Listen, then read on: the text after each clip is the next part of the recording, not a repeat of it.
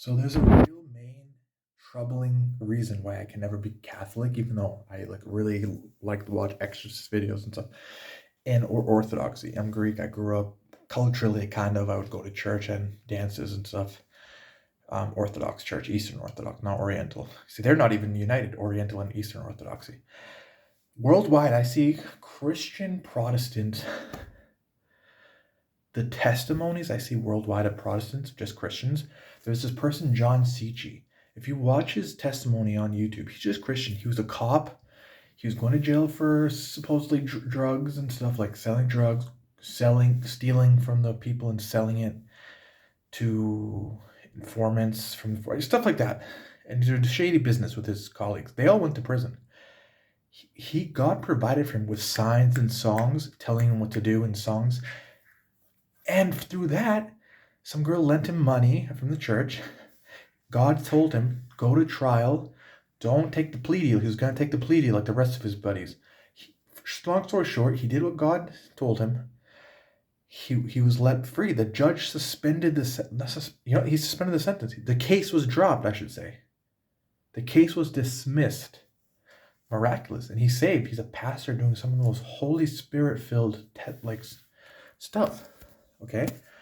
This girl, Amelia, she's getting a blasphemous tattoo on her butt cheek. She's a stripper. God made her go on a paralyzed thing. She saw hell, which was prepared for her. And then she heard a voice when she went back, when they're like, are you okay? Are you okay? She's like, oh, what happened? Wow.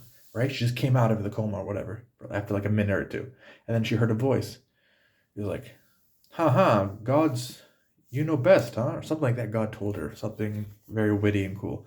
And then she would hear like God would mess with her radio and he would answer her questions while she's driving, like a certain part of a song at this last second, her radio would just switch and it'll be like, yes, no.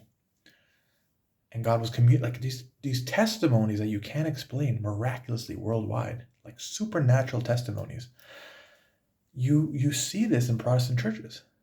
God is saving people, changing their lives, like Dr. Michael Brown, right? Dr. Michael Brown. He was a drug addict. He put a needle in his arm. He said to God, he's a heroin addict at 15. He said, if I shoot up this heroin and I don't get high, I'll believe in you. And it happened. It happened.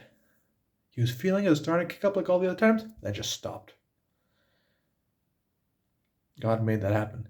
Since then, since 15, he's been learning the Bible, reading the Bible cover to cover multiple times. And he's a minister, Dr. Michael Brown, the Jewish Christian believer. Like this is happening worldwide. And I don't see this.